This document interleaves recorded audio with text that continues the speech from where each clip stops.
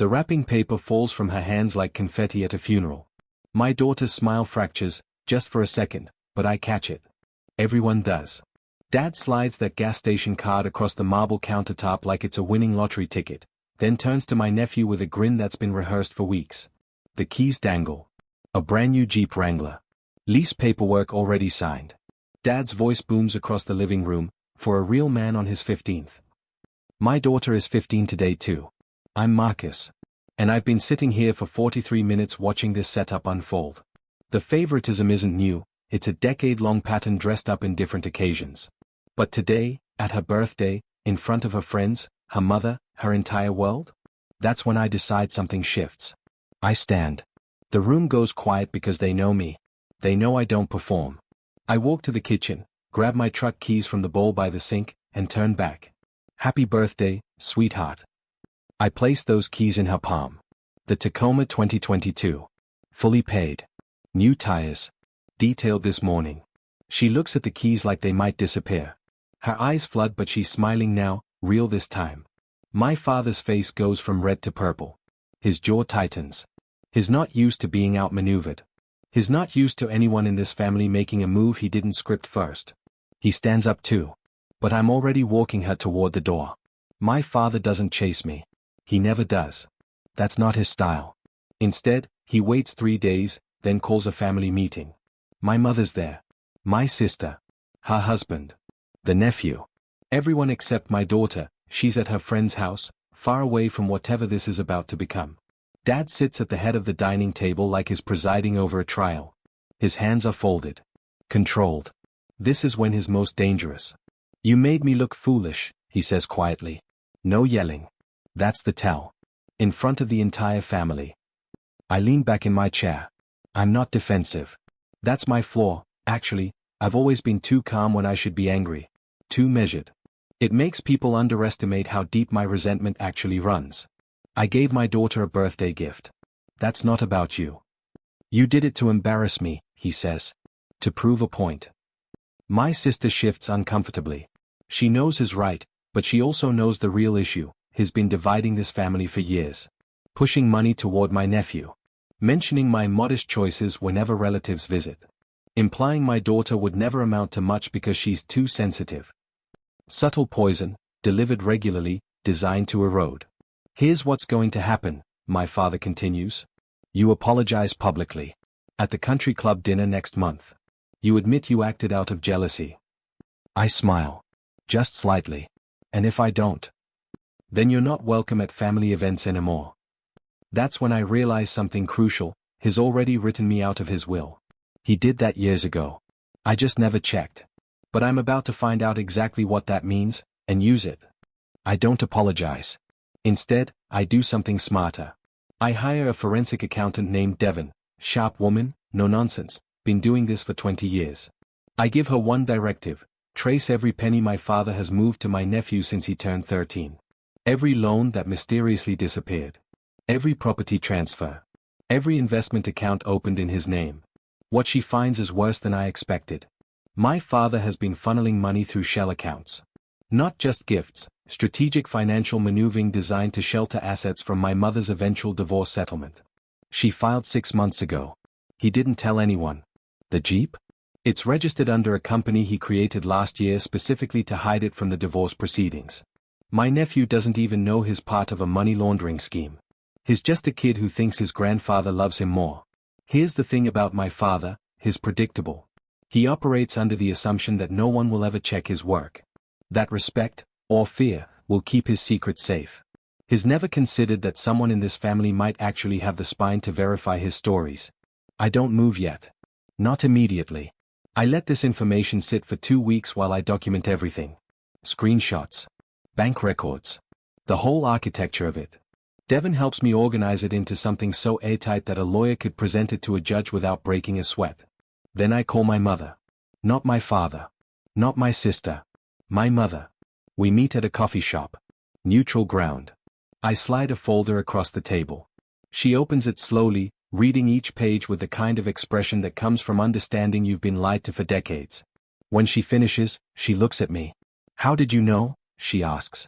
I didn't, I tell her. But I knew he was hiding something. My mother's lawyer moves fast. Within a week, she files an amended divorce petition that includes a forensic accounting audit as a mandatory condition. The filing is public record. My father gets served at his office, not at home, which means it's deliberate, humiliating, witnessed by colleagues. I don't orchestrate this detail, but I appreciate it. He calls me that night. His voice is different now. Smaller. Marcus, what did you do? I told the truth, I say. Everything else is just consequences. The thing he doesn't understand is that I'm not angry anymore. Anger would have made me violent or vindictive. Instead, I'm surgical. I'm precise. My flaw has always been that I can compartmentalize too well. I can watch someone I love suffer and stay calm enough to document it, to strategize, to wait. It's not strength. It's something closer to coldness. But in this moment, it's exactly what needs to happen.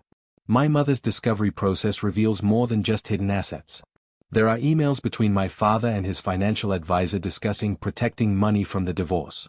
Text messages to my nephew about keeping things between us. A recorded phone call where he explicitly tells the accountant to structure transfers in ways that would avoid disclosure. My sister calls me, furious. You're destroying the family. No, I say quietly. He did that the moment he decided to hide millions while telling my mother they couldn't afford her medical expenses last year. She was paying for her own cancer treatment while he was buying my nephew a car. The words land. She goes silent. By week 3, my father's lawyer files a counterclaim, but it's weak. Desperate. He's trying to argue that the accounts were family investments, but the documentation doesn't support it. The emails contradict him. The pattern is too clear. He's trapped now. And he knows it. My father requests a meeting. Just us. No lawyers, no family. A coffee shop near his office. I agree because I want to see his face when he realizes there's no negotiating out of this. He looks older. Smaller in his chair. I'm your father, he says first. Like that should matter. Like blood erases years of calculated cruelty. I know, I say. Your mother's taking everything. The house. 60% of liquid assets. The pension. His hands shake slightly. Because of you. Because of what you did, I correct him. I just stopped lying about it. He leans forward. I was protecting the family business. For your future. For your daughter's future. This is the lie he's telling himself. That his deception was noble. That I'm the villain for exposing it. I don't argue with him. There's no point. Instead, I place a single document on the table between us. It's a settlement offer from my mother's legal team. If he signs, the public filings disappear. The audit becomes confidential.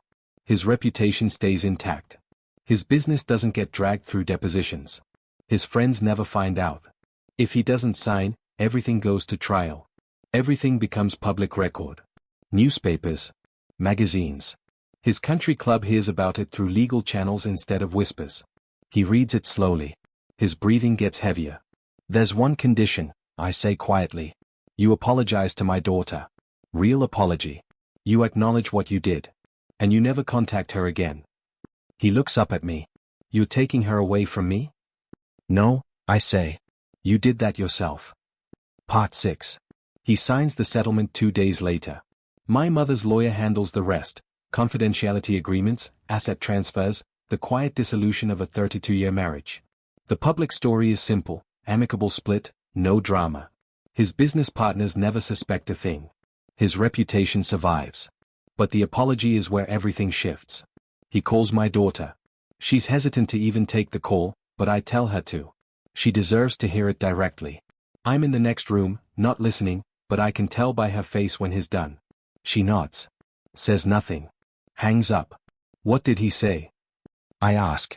He said he was wrong, she tells me. That he made me feel less than. That the gas card was inexcusable. She pauses. He said he was proud of me anyway. The words sting because they are hollow. He only said them because I forced his hand. But my daughter doesn't need his pride. She never did. She needed him to acknowledge that his favoritism was real, that it mattered, that it hurt. He did that. It's not redemption. It's just honesty, finally. 3 months pass quietly. My father transfers the house to my mother. The business gets restructured. He moves to a condo across town. We don't see each other at family gatherings anymore, My mother handles the logistics. My sister slowly stops mentioning him entirely. My daughter drives her Tacoma to school. She's confident now in a way she wasn't before. Not because she got a truck, but because she watched someone she loves stand up when it mattered. She learned that silence isn't loyalty. I've won. But victory tastes different than I expected. 6 months later, my father has a heart attack. Not fatal, but serious enough that he spends 2 weeks in the hospital. My sister calls me. She's crying. He's asking for you, she says. I don't go immediately. That's not cruelty, it's clarity. I need to decide if forgiveness is something I actually feel, or something I'm supposed to perform. I sit with that for 3 days. Then I visit. He's smaller in the hospital bed. Diminished. His pride is still there, but it's fragile now, held together by morphine and fear. When he sees me, he cries. Not the controlled tears of manipulation. Real ones. I'm sorry, he says. For everything. I nod. I don't say it back because I'm not there yet. Maybe I never will be. But I sit with him for an hour. We don't talk much. Just the sound of machines and his breathing.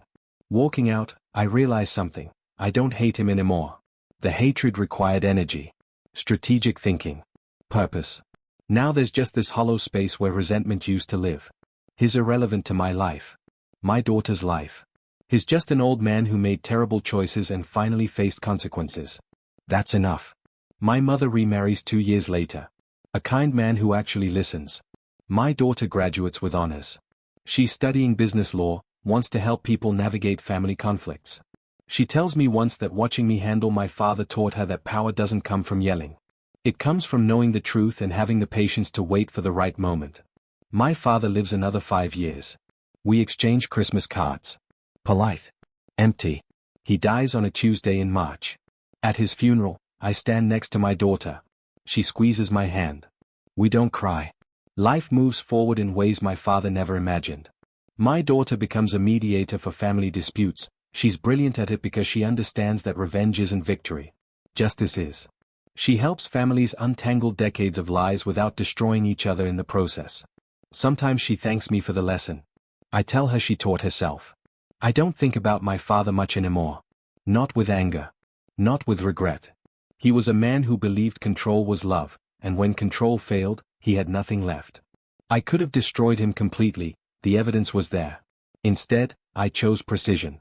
I chose to win in a way that didn't require me to become him. That restraint cost me something though. It cost me the satisfaction of total annihilation. Some nights I wonder if I was too merciful. If he deserved more.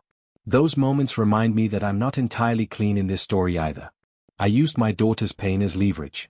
I moved through his life like a surgeon, cataloging weaknesses, waiting for the kill shot. Justice doesn't require becoming a monster, but it doesn't make you innocent either. My mother is happy now. Genuinely. My sister and I rebuilt what my father broke. And my daughter? She never looked at that gas station gift card the same way again. Neither did anyone else. The real victory wasn't the truck or the money or watching his face go purple. It was teaching her that some battles are won in silence, with documentation, and the patience to let the truth do the work. That's the only inheritance worth leaving.